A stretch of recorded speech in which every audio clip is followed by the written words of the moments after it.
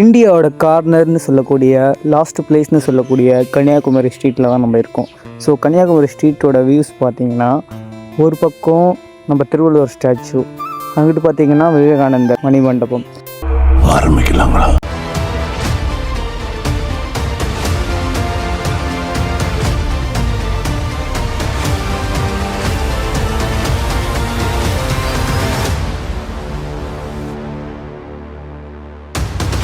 இப்போது கன்னியாகுமரி ஸ்ட்ரீட்டில் தான் இருக்கும். இங்கே பார்த்திங்கன்னா எல்லாமே லோ பட்ஜெட்டில் ஈஸியாக நம்மளுக்கு கிடைக்கும். இப்போது நம்ம ஊரை கம்பேர் பண்ணும்போது 100, 200 இந்த மாதிரி டிஃப்ரென்ஸில் நம்ம எல்லாத்தையும் பை பண்ண முடியும். எல்லாத்தையும் லோ ப்ரைஸுக்கு நம்மளால் பை பண்ண முடியும்.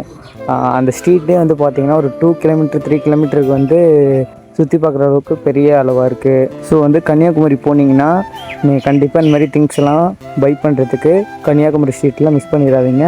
லோ ப்ரைஸுக்கு நிறையா அள்ளிட்டு போங்க.